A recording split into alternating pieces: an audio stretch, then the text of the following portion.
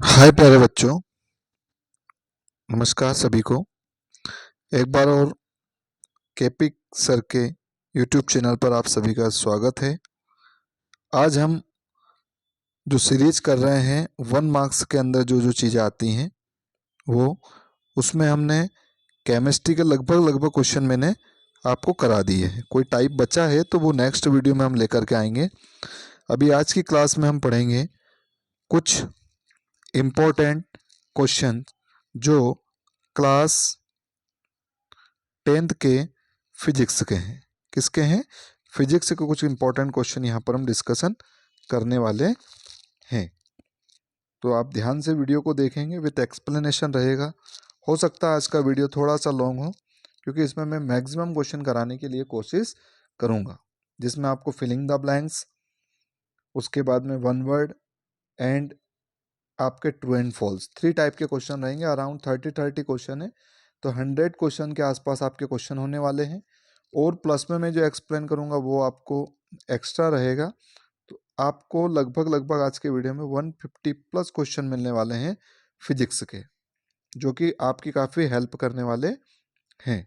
Video को आप last तक देखेंगे तो ही समझ में आएगा, अदरवाइज प्रॉपर तरीके से 100% इसका बेनिफिट आप नहीं ले सकते हैं।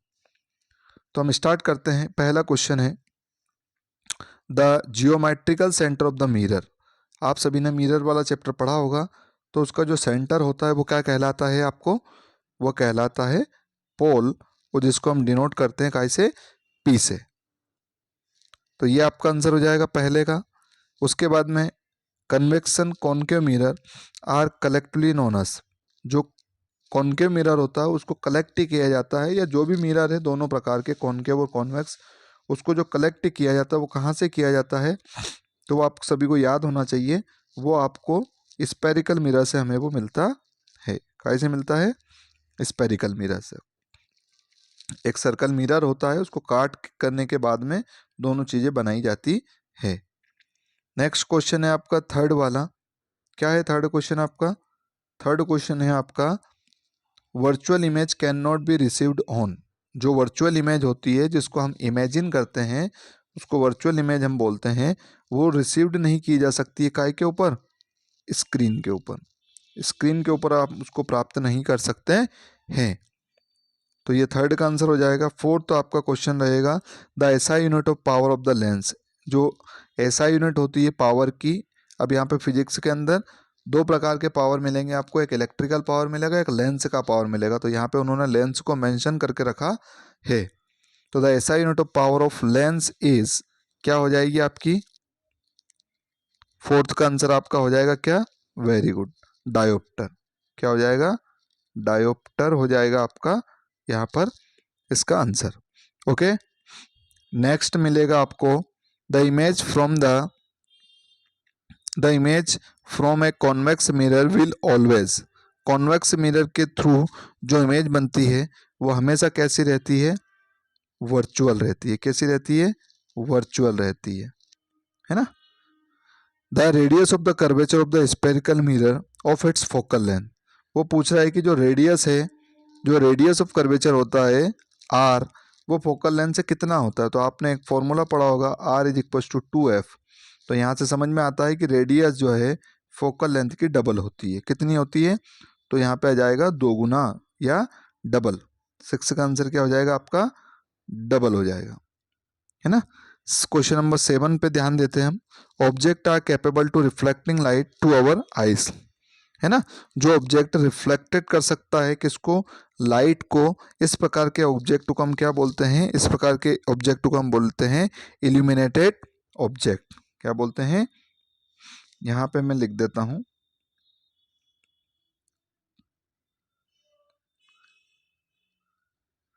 Illuminated object. अब देखो, कुछ ऑब्जेक्ट जो है लाइट को रिफ्लेक्ट ही करने के लिए कैपेबल नहीं होते हैं, तो वो हमें दिखाई भी नहीं देते हैं, प्रॉपर तरीके से दिखाई नहीं देंगे। जो ऑब्जेक्ट लाइट को रिफ्लेक्ट कर सकते हैं, है ना, उसको क्या बोलते हैं?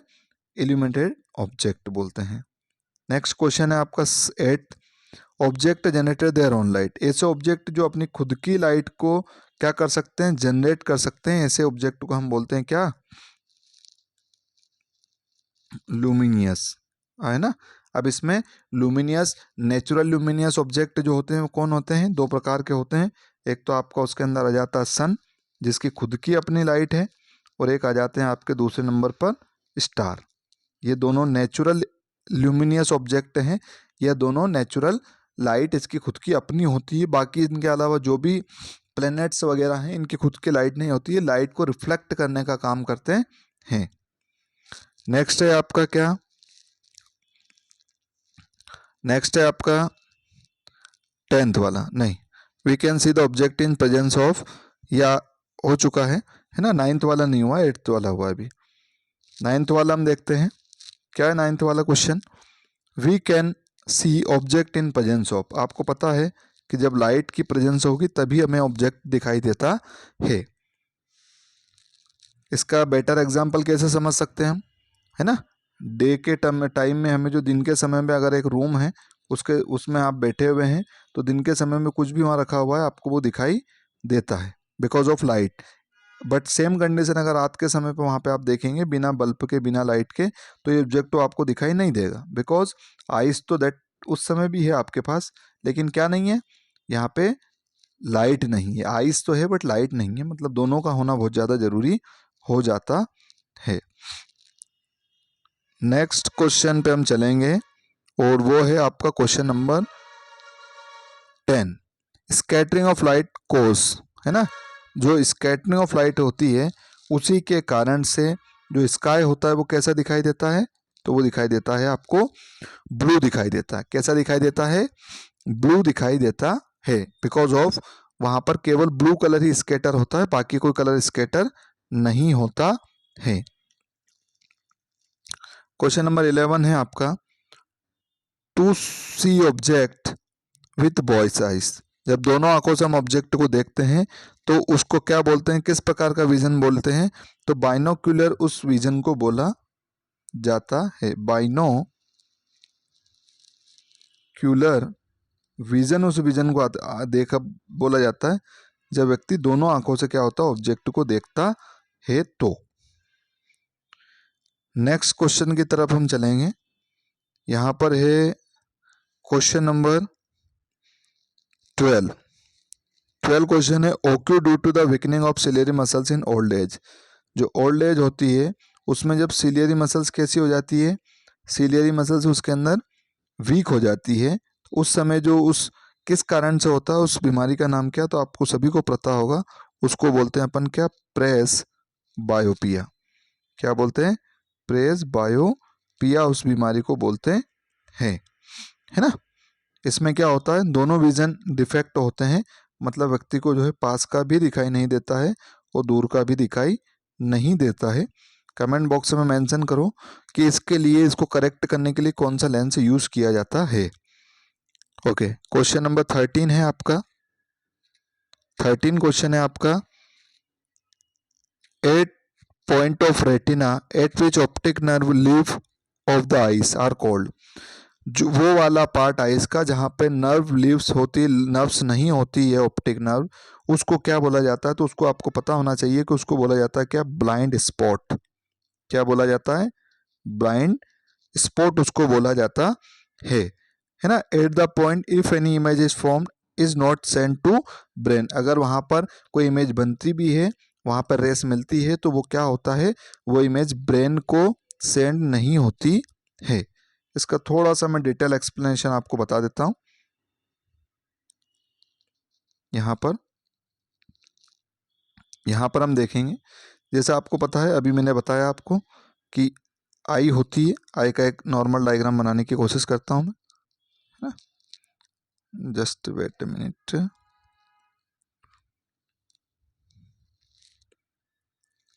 एक कॉर्निया होता है, इस प्रकार से एक स्ट्रक्चर होता है आपका आई का। ओके, तो ये ऑप्टिक नर्व किसको बोल रहे हैं? सॉरी, ब्लाइंड स्पॉट किसको बोल रहे हैं? जहां पर आपकी क्या नहीं है?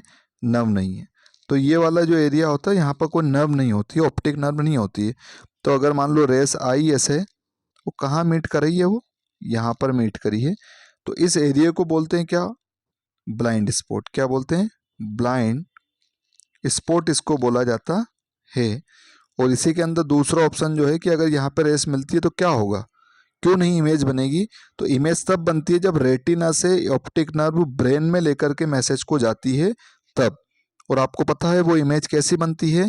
वो इमेज बनती है इन्वर्टेड। इन्वर्टेड मतलब उल्टी इमेज वो बनती है, और ब्रेन ही उसको अगेन करेक्ट करने का काम करता है। तो यहाँ पर अगर रेस मिलेगी तो ब्रेन तक ही नहीं जाएगी, ब्रेन तक ही नहीं जाएगी तो इमेज बनने का कोई सवाल ही पैदा नहीं होता है। आई होप इसको आप प्रॉपर तरीके से समझ चुके होंगे। वापस हम आ जाते हैं हमारी स्लाइड पर। तो यहाँ पे आ जाएगा आपका ब्लाइंड स्पॉट, और यहाँ आ जाएगा आपका क्या? Not send to the brain. अगला है question number 14, is the surface which act as a screen on image formed on it. जो आई के अंदर जो स्क्रीन का काम करता है वो कौन करता है? तो आपको सभी को पता होगा, वो करता है आपका रेटिना। रेटिना को कैमरा ऑफ द आइज भी बोला जाता है, या अगर हम देखें तो इसको स्क्रीन ऑफ द आइज भी बोला जाता है। Okay, I hope you understand. आपको समझ में आ रहा होगा प्रॉपर तरीके से, यदि आपने चैप्टर के बारे में थोड़ा बहुत डिस्कशन पहले से कर रखा है या पढ़ रखा है तो। ओके, इसके बाद में मैं चैप्टर को भी आपको डिटेल में पढ़ाने का काम करूंगा, तो वहां से भी आप समझ सकते हैं। मैक्सिमम क्वेश्चन आपको यही मिल जाएंगे, बाकी के कुछ बचे हुए क्वेश्चन जो रहेंगे वो चैप्टर्स को जब मैं एक्सप्लेन करूंगा तो एक टारगेट हम ऑब्जेक्ट का ही लेकर के चलेंगे तब हो जाएंगे। फिर एक क्वेश्चन आंसर की अलग क्लासें करेंगे अगर आप क्लासों को पसंद करते हैं तो। नेक्स्ट क्वेश्चन यहाँ पर है हमारा, अभी हमने करा है कौन सा क्वेश्चन? क्वेश्चन नंबर 14, रेटिना आ जाएगा। इन द 15 क्वेश्चन क्या है? The nearby object are not visible, है ना। जो नियर बाय ऑब्जेक्ट होता है पास का दिखाई नहीं देता है, कब होता है वो? तो आपको पता है वो होता है हाइपर मेट्रोपिया में। कहाँ होता है वो? हाइपर मेट्रो, है ना, हाइपर मेट्रोपिया के अंदर ये चीज होती है। इसको क्या बोला जाता है? इसका एक और नाम क्या होता है? फार साइटेडनेस होता है, या लॉन्ग साइटेडनेस, है ना। लॉन्ग साइटेडनेस भी इसका नाम होता है। तो ये फार या लॉन्ग से समझ जाते हैं कि यहाँ तो दिखाई देता है लेकिन इसका अपोजिट पास का दिखाई व्यक्ति को नहीं देता है। ओके, मायोपिया में उल्टा होता है, मायोपिया में पास का दिखाई देता है, दूर का दिखाई नहीं देता है। नेक्स्ट चलते हैं आगे। तो क्वेश्चन है आपका question number 16, for a young women adult with normal vision the far point is at, है ना। एक जो एडल्ट व्यक्ति होता है उसमें फार पॉइंट क्या होता है? तो आपको पता है वो होता है इन्फिनिटी। हम मैक्सिमम कितना देख सकते हैं? तो इन्फिनिटी तक देख सकते हैं। इन्फिनिटी बोले तो हम चांद देख सकते हैं, तारे देख सकते हैं, ये इसका प्रूफ के अंदर आ जाता है। आगे हम चलेंगे क्वेश्चन नंबर 17 पर, the colour of list scatter by the fog और स्मोक। ऐसा कलर जो कम से कम स्कैटर होता है बाय द फॉग और या स्मोक। तो आपको पता है कि रेड सिग्नल के अंदर लाल कलर यूज किया जाता है, क्योंकि स्मोक जो होता है या फॉग जो होता है विंटर के सीजन में तब भी आपको वो दिखाई दे। और जहाँ भी कलर को डेंजर रखना होता है, जहाँ इंपॉर्टेंट होता है उस कलर का, वहाँ रेड ही यूज किया जाता है। तो यहाँ पे क्या आ जाएगा? यहाँ अभी मैं जो कलर यूज करता हूँ आपके स्क्रीन पर, वो भी रेड कलर ही ज़्यादा अट्रैक्टिव आपको दिखाई देता होगा, बिकॉज ऑफ इसका स्कैटर क्या होता है? लिस्ट होता है, मतलब कम इसका स्कैटर होता है। तो द रेड कलर क्या आ जाएगा यहाँ पे? The red colour is scatter less. Okay, अगला है आपका question number 18, the list distance of young adult with the normal vision about, है ना। यही का यही इसका नॉर्मल विजन कितना होता है? तो वो होता है आपका लिस्ट में कम से कम हम कितना देख सकते हैं? तो कम से कम हम 25 सेंटीमीटर का देख सकते हैं। अगर उससे पास का देखने की हम कोशिश करते हैं तो हमें चीज़ें प्रॉपर तरीके से दिखाई नहीं देती है। मतलब व्यक्ति का जो विजन होता है नियर में होता है 25 सेंटीमीटर और दूर से दूर में होता है वो इन्फिनिटी। मतलब 25 सेंटीमीटर से लेकर अनंत तक हम देखने की कैपेसिटी आंखों की होती है। अब आ जाते हैं क्वेश्चन नंबर 19 पर, do you need the house hold consumption of electricity. जो इलेक्ट्रिसिटी का हम कंजप्शन करते हैं वो उसका कंजप्शन किस में करते हैं? तो आपको पता होना चाहिए, ये हम करते हैं किलोवाट हावर के अंदर। है ना, किलोवाट आवर के अंदर हम इसका यूज इस्तेमाल करते हैं। अगला है आपका 2 और more resistors are said to be connected. आपको पता है इलेक्ट्रिकल कनेक्शन दो प्रकार का होता है, सीरीज और पैरेलल, उसी से रिगार्डिंग क्वेश्चन है।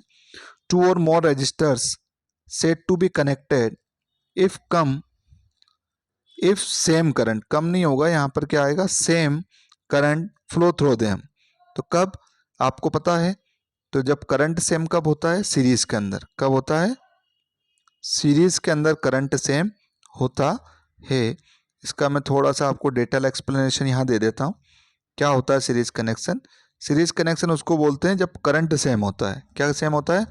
करंट। तो जैसे हमने सीरीज कनेक्शन ऐसा बोलते हैं, जैसे ये हमने पहला रजिस्टर्स लगाया, ये दूसरा लगाया और ये तीसरा रजिस्टर्स लगाया। यहाँ पर हमने इसको कनेक्ट करा गाई के अंदर, बैटरी से हमने, सॉरी ये माइनस है यहाँ पर, ये की हमने लगाई। तो यहाँ पे जो करंट फ्लो होगा इस तरीके से, पॉजिटिव टू नेगेटिव।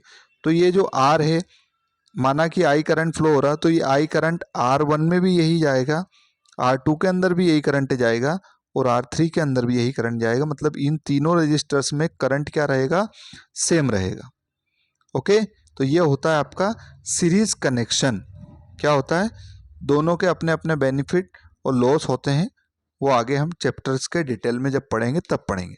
ओके, तो जब सेम करंट आ जाता है तो आपको समझ जाना है कि रेजिस्टेंस कौन सा आएगा, कैसा कनेक्शन होगा, वो होगा आपका series connection. The resistance of conductor is directly proportional to.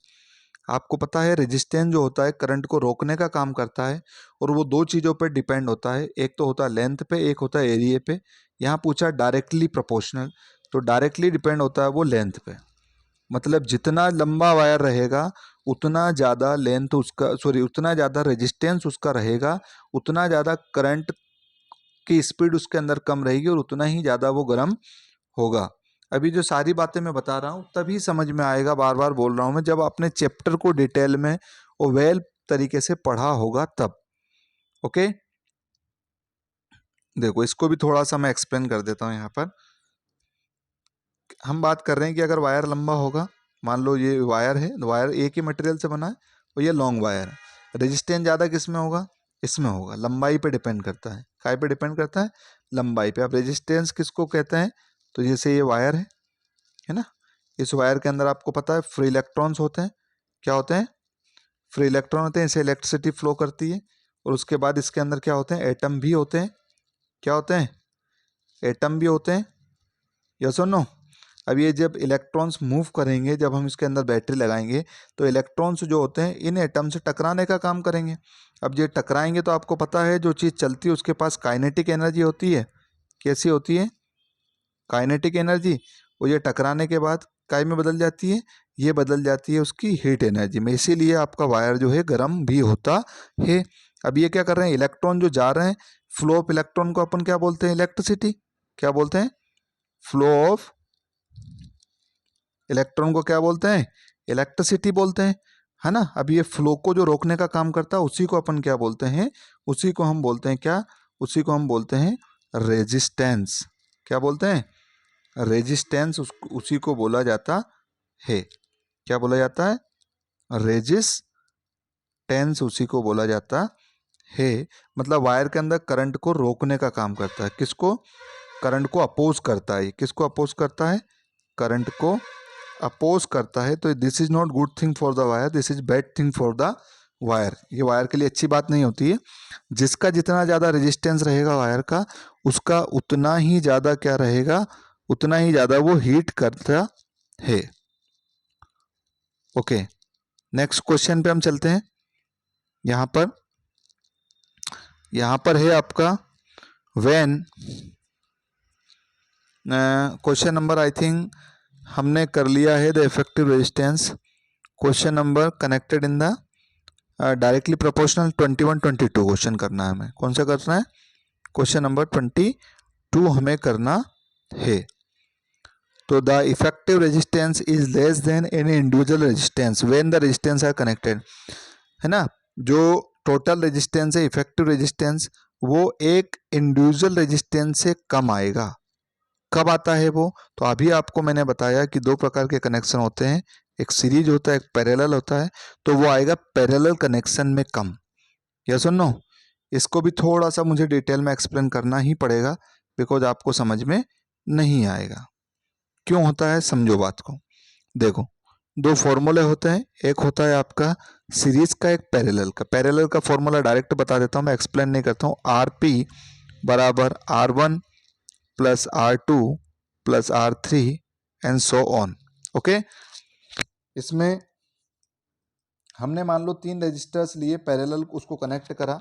एक है आपका 1 ओम, एक है 2 ओम, एक है 3 ओम। तो इसका अगर हम टोटल रेजिस्टेंस निकालेंगे तो ये बोल रहा है कि उसका जो आंसर आएगा सबसे छोटा कौन सा, एक, इससे भी कम आएगा। देखना आप, 1/1 प्लस 1/2 प्लस 1/3, इसको अगर हम सोल्व करेंगे तो 6 आ जाएगा, है ना। यहाँ पे आ जाएगा 6 प्लस 3 प्लस 2, तो ये हो जाएगा 6 3 9 11 बाई, तो 1/RP बराबर 11 बाय कितना हो जाएगा 6। अगर इसको हम रेसिप्रोकल करेंगे तो RP बराबर हो जाएगा आपका कितना, ये हो जाएगा आपका 6/11। पॉइंट लगा के जीरो लगाएंगे, अराउंड आ जाएगा 0.55 समथिंग। तो ये 1 पॉइंट से 1 से कम रहेगा, यही क्वेश्चन में बोला है। वहीं पर अगर हमारा रेजिस्टेंस कैसा होता है, सीरीज में होता है, तो उसके लिए फॉर्मूला होता है आर इज बराबर R1 plus R2 plus R3। तो माना कि 3 रेजिस्टेंस है, एक 1 ओम का है, दूसरा 2 ओम का है, और तीसरा 3 ओम का है। तो टोटल रेजिस्टेंस कुछ नहीं करना, जोड़ना 3 तो 5 और 1 6, तो ये हो जाएगा टोटल 6 हो जाएगा। तो जब सीरीज में करते हैं तो एक इंडिविजुअल कोई सा भी उठा लो, सबसे मैक्सिमम वाला उससे ज़्यादा आएगा, और अगर हम पैरेलल करते हैं तो जो सबसे छोटा उससे कम आएगा। तो रेजिस्टेंस कम करना होता है तो पैरेलल में कनेक्ट करते हैं, ज़्यादा करना होता है तो सीरीज में कनेक्ट करते हैं। यस, आगे हम चलते हैं। तो देखो ये क्वेश्चन आया है, when the two resistance are connected, two cells 1 watt 1.5 watt 2 watt connected in the series. तो जब सीरीज में हम कनेक्ट करते हैं तो सीरीज में क्या होता है, करंट सेम होता है, पोटेंशियल डिफरेंस अलग होता है। तो जो पोटेंशियल डिफरेंस होता है वो जुड़ जाता है। तो यहाँ पे कितना देके रखा है, यहाँ पे देके रखा है कितना, यहाँ पे देके रखा है आपका 1 प्लस 1.5 प्लस 2, तो ये कितना हो जाएगा 2 3 एंड 3.5, है ना। Potential difference is 3.5 volt. Volt क्या उसकी यूनिट होती है ना। यहाँ पे रेजिस्टेंस देके नहीं रखा है, पोटेंशियल डिफरेंस देके रखा है, क्योंकि सीरीज के अंदर करंट सेम होता है, पोटेंशियल डिफरेंस अलग होता है। और पैरेलल के अंदर क्या होता है, इसका उल्टा होता है। पैरेलल के अंदर आपका पोटेंशियल डिफरेंस सेम होता है, करंट अपोजिट होता है। ओके, नेक्स्ट करते हैं, the unit of specific resistance. जो यूनिट होती है स्पेसिफिक रेजिस्टेंस की जो होती है वो होती है आपकी क्या, ओम होती है। क्या होती है, ओम होती है, ये इसका सिंबल होता है। If the 9 coulomb of charge pass through the conductor of 5 minute, the current in the conductor. पूछ रहा है वो कि जब एक वायर के अंदर से 90 कूलम का, अब चार्ज होता है Q बराबर यहाँ पे देके रखा है आपको 90 कूलम, यस और नो, और टी दे के रखा है आपको 5 मिनट। अगर इसको हम सेकंड में कन्वर्ट करेंगे तो ये हो जाएगा लगभग 300 सेकंड। तो ये पूछा आपसे कि करंट क्या होता है, तो आपको चैप्टर में अगर आप पढ़ेंगे तो एक फॉर्मूला निकल के आता है Q बराबर IT।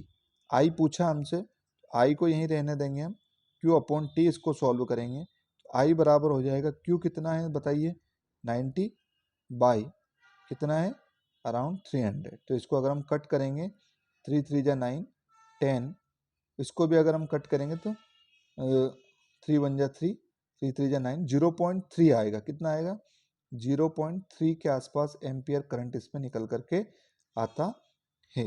ये एक सिंपल सा न्यूमेरिकल था। यहाँ पर कितना आ जाएगा, यहाँ पे ये आ जाएगा आपका 0.3 ampere. Okay, current is measured by, current को मेजर करने के लिए जो डिवाइस यूज होती है आपको सभी को पता होगा, उसको बोलते हैं अपन ए मीटर। एमीटर उस डिवाइस का नाम है जो करंट को मेजर कर सकता है कि किसी भी इलेक्ट्रिकल सर्किट के अंदर कितना करंट फ्लो हो रहा है। The property of material that resist the current, है ना। किसकी प्रॉपर्टी, इलेक्ट्रिकल कंडक्टर की प्रॉपर्टी जो करंट को रेजिस्ट करने का काम करता है, जो मटेरियल पे डिपेंड होता है।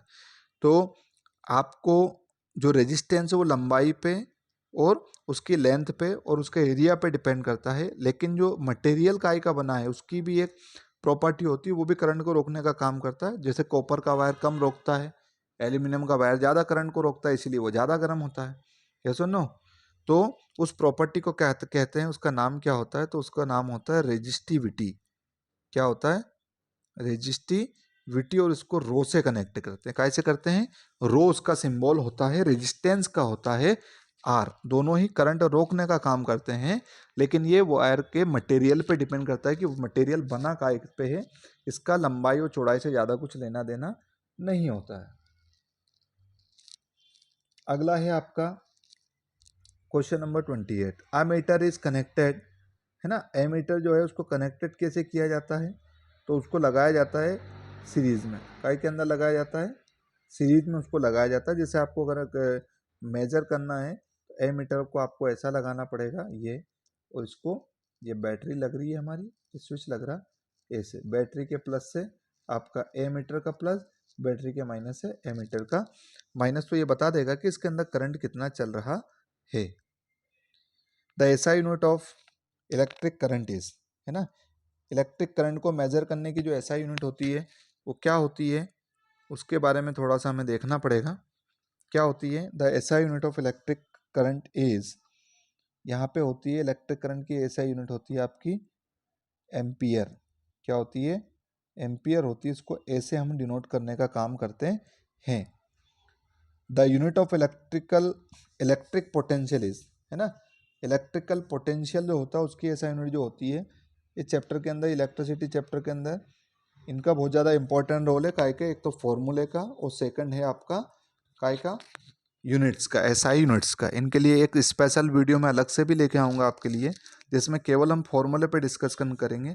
और एक वीडियो लेके आऊँगा जिसपे केवल और केवल हम काय पे डिपेंड करेंगे? एसआई यूनिट पर ही वहाँ पर क्वेश्चंस को करेंगे। ओके, नेक्स्ट क्वेश्चन है electric current flowing through the conductor produce है। जब किसी वायर के अंदर से क्या चलता, इलेक्ट्रिक करंट चलता है किसी कंडक्टर के अंदर, तो आपको पता है वो क्या करता है? मैग्नेटिक फील्ड प्रोड्यूस करता है। कौन सी फील्ड करता है? Magnetic field. मतलब चुंबक के जैसा व्यवहार वो वायर करने लगेगा। कब तक? जब तक उसके अंदर करंट चलेगा तब तक। अगला है आपका magnetic field is a quantity, is है यहाँ पे ना, इसको सही कर लेना। इज क्वांटिटी दैट है बोथ, क्या होता है? जो आपका मैग्नेटिक फील्ड है उसके अंदर क्या होता है? डायरेक्शन भी होता है। क्या होता है? डायरेक्शन भी होता है, और आपका मैग्नीट्यूड भी होता है ना। आपको पता है दो प्रकार की क्वांटिटी होती है फिजिकल, एक होती है स्केलर क्वांटिटी और एक होती है वेक्टर क्वांटिटी। कैसी होती है? एक स्केलर होती है, एक वेक्टर क्वांटिटी होती है। तो जो आपका जो मैग्नेटिक फील्ड है, देखो आपको थोड़ा सा इसके बारे में डिटेल हम बात कर लेते हैं, है ना। जैसे जो मैग्नेट होती है, आपको पता होगा मैग्नेट के अंदर दो पोल होते हैं। एक होता है आपका कौन सा पोल? एक होता है आपका नॉर्थ पोल, और एक होता है आपका साउथ पोल। नॉर्थ पोल से रेस निकलती हैं, मतलब इलेक्ट्रिक फील्ड लाइंस, और कहाँ जाती है वो? साउथ के अंदर इंटर वो करने का काम करती है। ये आपको पता होगा, यस और नो। मतलब नॉर्थ टू साउथ होती है आउटसाइड, और वापस से ये रेस जो है पूरी आती है, और कहाँ पर नहीं जाती है? वापस से ये साउथ टू नॉर्थ होती है। मतलब आउटसाइड कहाँ होती है? North to south. इनसाइड कहाँ होती है? साउथ टू नॉर्थ होती है। तो क्वेश्चन पूछ रहा है कि ये दिशा तो ये आ गई समझ में आपको। अब मैग्नीट्यूड भी होता है। मैग्नीट्यूड क्या होता है? कोई नंबर। जैसे हम शक्कर परचेस करने जाते हैं तो 10 kg 20 kg का, तो जो उसका नंबर है 10 20 5, ये उसका मैग्नीट्यूड है। तो इसमें डायरेक्शन तो है ही सही, इसका मैग्नीट्यूड भी होता है। क्या होता है इसका मैग्नीट्यूड? तो जैसे कि मान लो 20 है ना, तो इसको कैसे लिखते हैं? 20, और इसकी जो यूनिट होती है वो लिखते हैं। क्या लिखते हैं? इसकी यूनिट। तो आप मुझे कमेंट बॉक्स में लिख करके बताएंगे कि मैग्नेटिक फील्ड की यूनिट क्या होती है और क्यों होती है। यस और नो। तो ये क्वांटिटी कैसी होती है? वेक्टर होती है। जहाँ पर दोनों चीज़ें हो, जहाँ आपका डायरेक्शन भी हो और साथ में क्या हो? डायरेक्शन के बाद मैग्नीट्यूड भी हो। क्या हो? मैग्नीट्यूड भी हो, तो वो वेक्टर कहलाती है। जहाँ केवल मैग्नीट्यूड होता है, जहाँ दिशा का ज़्यादा कोई महत्व नहीं होता है, उसको अपन बोलते हैं स्केलर। जैसे कि आपका मास, मास मतलब जैसे आप शक्कर परचेस करने जाते हो, आप क्या बोलते हो? 20 kg, है ना। तो यहाँ पर कोई दिशा का कोई महत्व नहीं है, यस और नो। लेकिन अगर वहीं हम बात करें कि मैंने फोर्स लगाया 10 न्यूटन का, तो वो 10 न्यूटन का फोर्स किस दिशा में लगाया ये महत्वपूर्ण होता है, हाँ कि ना। जब आप गेट को ओपन करते हैं तो एक पर्टिकुलर दिशा में आप 10 न्यूटन का फोर्स लगाएंगे तो ओपन हो जाएगा, अदरवाइज वो आप 100 न्यूटन का भी लगाएंगे तो वो अपोजिट डायरेक्शन में ओपन नहीं होता है।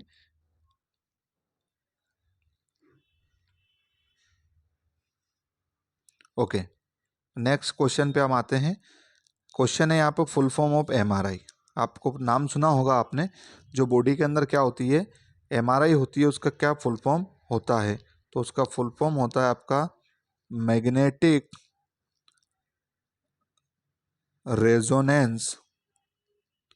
Resonance impulse.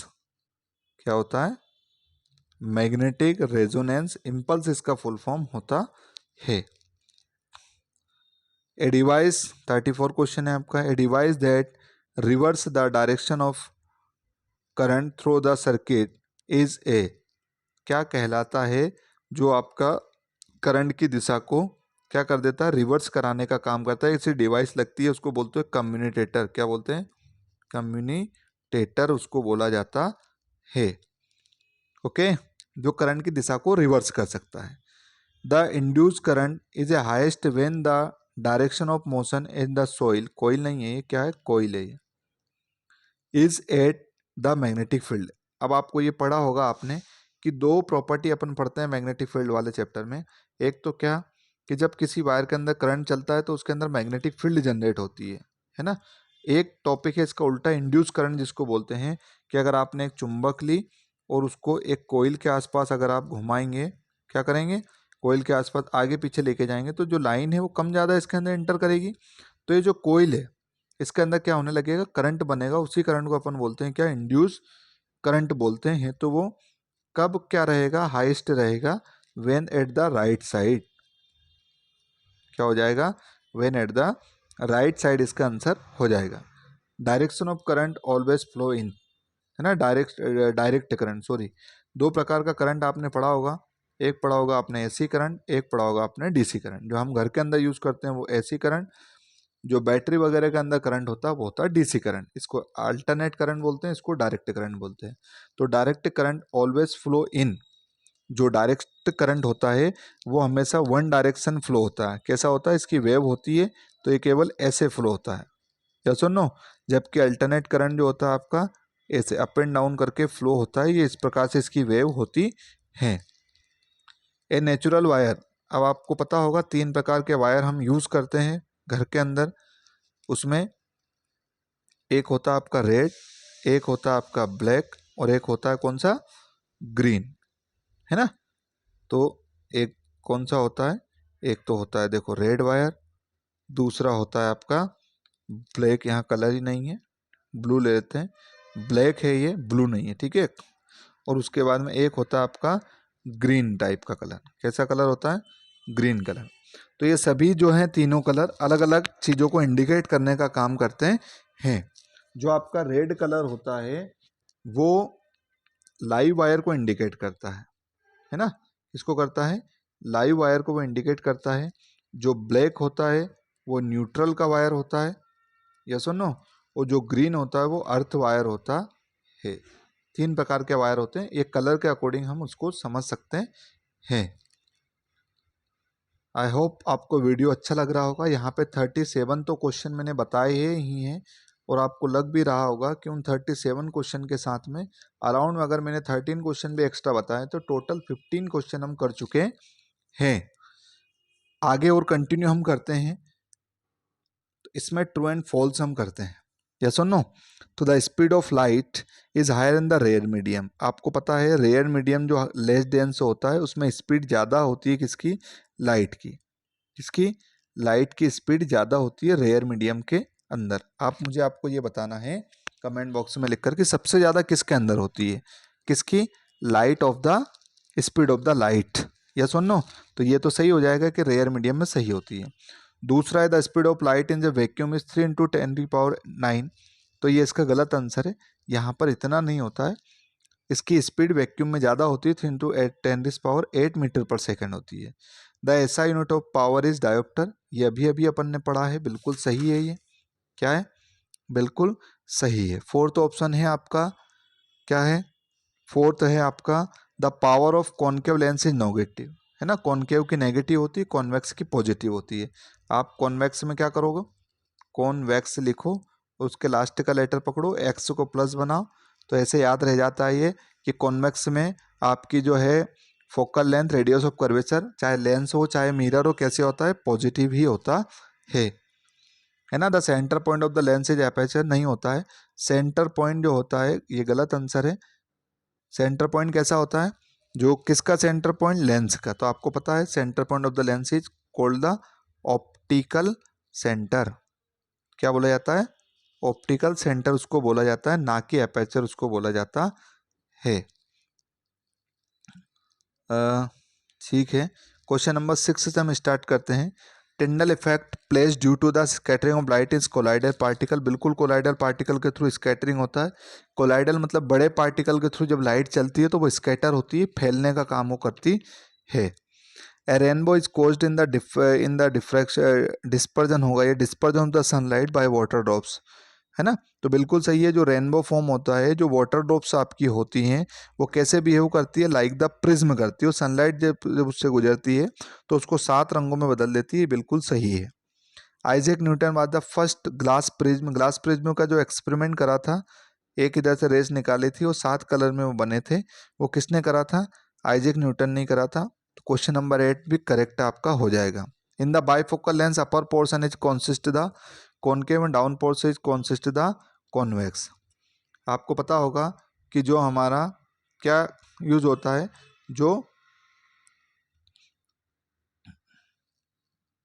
देखो, जो हमारा प्रेस बायोपिया की जो दिक्कत होती है व्यक्ति को, प्रेस बायोपिया बोला जाए तो क्या, जब उसको कौन सी दिक्कत होगी, तो उसके लिए लगाते हैं बाईफोकल लेंस। क्या लगाते हैं, बाईफोकल लेंस लगाते हैं।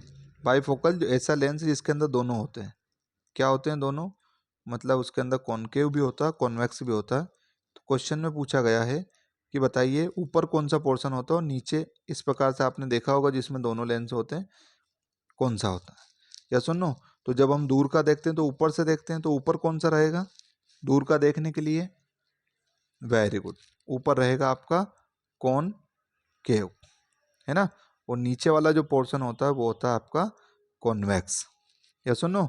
जिस चश्मे में दोनों होते हैं, व्यक्ति को जब दोनों चीज दिखाई नहीं देता तो ये वाला चश्मा लगता है, इसमें दोनों लेंस होते हैं, मतलब उसको कॉनकेव भी होता है, कॉन्वेक्स भी होता है। एक ही ग्लास के अंदर दोनों प्रकार के लेंस लगा दिए जाते हैं। तो देखो अपर पोर्शन क्या देके रखा है यहाँ पे, upper portion const the concave, तो अभी अपन ने पढ़ा सही है, और लोअर पोर्शन कॉन्वेक्स सही है। The change of the curvature of the eye lens can not be change it's focal length. अगर अपन क्या करेंगे, चेंज ऑफ द कर्वेचर, अगर रेडियस ऑफ कर्वेचर चेंज करेंगे तो क्या फोकल लेंथ पे इफेक्ट नहीं पड़ेगा, पड़ेगा, क्योंकि अभी अपन ने पढ़ा आर बराबर 2f। आर को चेंज करोगे तो एफ पे फर्क पड़ेगा, एफ को चेंज करोगे तो आर पे पड़ेगा, तो ये तो गलत हो गया। In the human eye iris control the size of the pupil. बिल्कुल सही बात है, पीपल बीच में होता है और इरिज जो होता है आपका आइट साइड होता है, इसके अकॉर्डिंग ही इसका साइज मेंटेन होता है। ब्राइट लाइट में ये क्या होता है, छोटा हो जाता है, ये बड़ा हो जाता है, और डिम लाइट में जो आपका इरिज जो है वो कैसा हो जाता है, वो छोटा हो जाता है, बड़ा हो जाता है, और ये छोटा हो जाता है। इसको डिटेल में अपन एक्सप्लेन करेंगे चैप्टर के अंदर। In the human eye iris control the size, myopia can be corrected by the using of convex lens. जो मायोपिया की दिक्कत होती है, मायोपिया को एक और नाम से किस नाम से जाना जाता है, नियर साइटेडनेस, मतलब व्यक्ति को पास का तो दिखाई देता है, दूर का दिखाई नहीं देता है, तो उसको करेक्ट करने के लिए कॉन्वेक्स लगाया जाता है, बिल्कुल गलत है, उसके लिए कॉनकेव लगाया जाता है। क्या लगाया जाता है, कॉनकेव उसके लिए लगाया जाता है। ओके, 13 क्वेश्चन पे आते हैं। Continuous and close path of the electric current is called the electric circuit. बिल्कुल, जो आपका क्लोज पाथ होता है, क्लोज पाथ मतलब जैसे ये अपन ने लगाई बैटरी, ये लगाया की, है ना, और ये लगाया मान लो यहाँ पे बल्ब, तो ये क्लोज पाथ है ना, जब स्विच ऑन होता है तो उसको बोलते हैं क्लोज पाथ।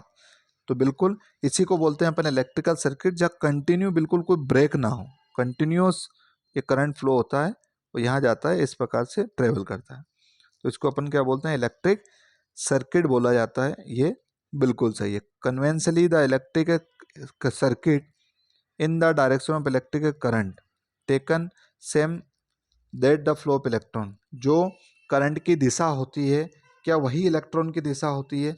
तो ये आपका बिल्कुल ही गलत है, ऐसा नहीं होता है। करंट की दिशा इलेक्ट्रॉन्स की दिशा के उल्टी होती है। इसको मैं थोड़ा सा डिटेल में एक्सप्लेन करना चाहूँगा, तो सुनो, ताकि आपको एक बार में ही पूरा समझ में आ जाए। देखिए क्या होता है कि जैसे कोई वायर है, माना कि कोई वायर है, अब आपको पता है इसमें इलेक्ट्रॉन है, फ्री इलेक्ट्रॉन है एटम के अलावा, हाँ कि ना। इसको अगर अपन पोटेंशियल डिफरेंस प्रोवाइड कराएंगे तो यहाँ बैटरी लगाएंगे। क्या लगाएंगे? बैटरी। ये लगा लिया अपन ने बैटरी। अब ये बोल रहा है, अब करंट आपको पता है पॉजिटिव टू नेगेटिव जाता है ऐसे, हाँ कि ना। अब करंट की दिशा ये है, जबकि इलेक्ट्रॉन क्या इधर ही ट्रेवल करेंगे? नहीं। देखना क्यों? क्योंकि ये वाला सिरा कौन सा है? पॉजिटिव। ये वाला सिरा कौन सा है? नेगेटिव है, हाँ कि ना। अब आपको पता है same charge are repel to each other, है ना। तो ये यहाँ पर नेगेटिव है, यहाँ पर भी नेगेटिव है इलेक्ट्रॉन, तो इससे दूर जाएंगे, दूर जाएंगे तो कहाँ जाएंगे? पॉजिटिव की तरफ। नेगेटिव जाता है पॉजिटिव की तरफ, पॉजिटिव जाता है नेगेटिव की तरफ। तो ये जो इलेक्ट्रॉन्स हैं ये कहाँ ट्रेवल करेंगे? इधर। और अभी मैंने बताया कि करंट की दिशा कैसी है? इधर। तो करंट की दिशा इलेक्ट्रॉन की दिशा के उल्टी होती है। क्यों होती है वो भी मैंने आपको बता दिया है। I hope you understand. Next question कौन सा है आपका? 1 coulomb of charge is equal to charge the 6 into 10⁻18 electron. बिल्कुल, 1 कूलम का चार्ज हम कब बोलेंगे? जब उसके अंदर कितने इलेक्ट्रॉन होंगे? 6 इंटू 10⁻18 इलेक्ट्रॉन। अगर इसको हम सॉल्व करेंगे 6 1 2 3 4 5 6 7 10 11 12 13 14 15 16 17 18, 6 के पीछे इतने जीरो लगाओगे। अगर हम बोलें कि 1 कूलम का चार्ज कितना होता है, तो जब 1 सेकंड के अंदर इतने इलेक्ट्रॉन फ्लो हो तो उसको अपन बोलते हैं क्या? उसको अपन बोलते हैं 1 कूलम का चार्ज बोलते हैं, हाँ कि ना। बिल्कुल सही है आपका ये। Okay. Charge flow in the copper wire themselves, खुद से चार्ज फ्लो होता तो नहीं होता है, उसके लिए पोटेंशियल डिफरेंस लगाना पड़ता है। रियोस्टेट एक डिवाइस होती है जो क्या करती है? रेजिस्टेंस को चेंज कर सकते हैं, हाँ कि ना। जैसे अगर अपन ने अभी रेजिस्टेंस लगाया तो वो तो फिक्स होता है ना। रेजिस्टेंस अगर हमने कहीं लगाया तो फिक्स होता है। जैसे कि मान लो ये रेजिस्टेंस मैंने लगाया एक इलेक्ट्रिकल सर्किट के अंदर, हाँ कि ना। क्या लगाया अपन ने? ये रेजिस्टेंस लगाया, तो ये अगर 10 ओम का है तो ये फिक्स है। लेकिन एक ऐसी भी डिवाइस होती है जो आप इलेक्ट्रिक सर्किट के अंदर लगाओ उसको, है ना, उसका सिंबल थोड़ा दूसरा होता है। इस प्रकार से अगर हम उसको लगाएंगे तो अपन रेजिस्टेंस यहाँ चेंज कर सकते हैं। इसका सिंबल ऐसे होता है, हाँ कि ना। अगर अपन चाहें तो यहाँ 20 ओम का उसके अंदर रेजिस्टेंस कर लें, अगर चाहें तो 30 ओम का कर लें। तो इसी को क्या बोला जाता है? रियोस्टेट बोला जाता है। Metal and alloy have the low resistivity, बिल्कुल गलत है ना। मेटल की तो लो होती है लेकिन एलॉय की हाई होती है, तो दोनों का साथ में दिया इसलिए गलत होता है। लो रेजिस्टिविटी मतलब अच्छा वायर, तो अच्छा वायर कौन सा होता है? कॉपर होता है, सिल्वर होता है, तो इनकी रेजिस्टिविटी कम होती है। Metal and the field at the centre of the long circular कोई कैरिंग द सेंटर केल पोटेंशियल स्ट्रेट लाइंस। ये बोल रहा है कि जो एक सर्कुलर कोयल है इस प्रकार से, उसके अंदर जो करंट फ्लो हो रहा है ना, तो उसका जो current coil carrying conductor will be parallel होती है क्या? नहीं होती है। वो इस तरीके से जो मैग्नेटिक फील्ड होती है इस तरीके से सर्कुलर लूप में उसके अंदर होती है, जिसको अपन बोलते हैं कॉन्सेंट्रिक सर्कल। कैसा बोला जाता है? कॉन्सेंट्रिक सर्कल बोला जाता है। ए वायर दैट, एक नहीं है ये, हटा देना। A wire with the green insulation, एक वायर जो होता है अगर उसके ऊपर क्या लगा हुआ है? ग्रीन इंसुलेशन लगा हुआ है, तो क्या वो लाइव वायर है? तो अभी बताया नहीं है। वो कौन सा वायर है? ग्रीन वाला तो अर्थ वायर होता है, तो ये हो जाएगा आपका गलत। एक कंपॉक्स निडल है स्मॉल मैग्नेट। एक कंपॉक्स निडल जो है, जैसे हम प्रैक्टिकल करते हैं उस समय पे हम जैसे यहाँ रेजिस्टेंस लगाया, इसके अंदर अपन ने करंट चलाया, तो इसके अंदर क्या होगा? मैग्नेटिक फील्ड जनरेट होगी। तो उसको चेक करने के लिए यहाँ क्या रखेंगे अपन? कंपॉक्स, जिसमें एक निडल होती है। जैसे अपन स्विच को ऑन करते हैं डिफ्लेक्ट करती है, इधर उधर घूमती है, इससे पता चलता है कि इसके आसपास क्या हो रहा है? मैग्नेटिक फील्ड जनरेट हो रही है। तो बिल्कुल वो एक स्मॉल मैग्नेट ही होता है। I hope you understand. बाकी के कुछ क्वेश्चंस हैं। वो हम कल के वीडियो में चेक करेंगे, कल के वीडियो में देखेंगे। ज़्यादा लॉन्ग वीडियो हो जाएगा तो मज़ा भी नहीं आएगा। मैंने आपसे बोला था अराउंड 100-150 क्वेश्चन करेंगे। यहाँ पर हमने 125 के आसपास तो क्वेश्चन कर ही लिए हैं एक्स्ट्रा एक्सप्लेनेशन के अलावा। आपको वीडियो कैसा लगा? बीच में जो मैंने कुछ क्वेश्चंस आपसे पूछे हैं उनका आप आंसर देने की ज़रूर कोशिश करें, ठीक है। और आप ये ज़रूर मेंशन करें वीडियो में कि आपको वीडियो कैसा लग रहा है। उसको लाइक करें, डिसलाइक करें, ये आपकी मर्जी है, लेकिन ये ज़रूरी बताना है ताकि हम लगातार वीडियो कर सकें। और अगर कोई चेंजेस है तो आप बिल्कुल कमेंट बॉक्स में लिख करके बताइए, वहाँ पर हम उसके अंदर परिवर्तन करने की भी कोशिश बिल्कुल भरपूर करेंगे। जब तक आप लोग बताएंगे नहीं तब तक मुझे समझ में नहीं आएगा कि वीडियो में क्या चीज़ की डिमांड है, कैसा लग रहा है और कैसा नहीं लग रहा है। लाइक सब्सक्राइब करना नहीं करना आपकी मर्जी है, लेकिन वीडियो में ज़रूर बताएं अगर आपने देखा है तो कि कितना उसका रेटिंग है। रेटिंग आप उसको दे सकते हैं 5 में से, कितने में से? 5 में से। लिखना भी नहीं चाहे तो 1 नंबर दे सकते हैं, 2 दे सकते हैं, 3 दे सकते हैं, 4 दे सकते हैं और 5 दे सकते हैं। इससे मैं समझ जाऊंगा कि वीडियो में क्वालिटी और सारी चीज़ें किस प्रकार से हैं। Again very thank you to each and everyone जिसने ये पूरा वीडियो देखा है, ठीक है। और आपको डेफिनेटली ये बेनिफिशियल भी होने वाला है। तो कल मिलते हैं हम नेक्स्ट वीडियो के साथ में। Have a good day and bye.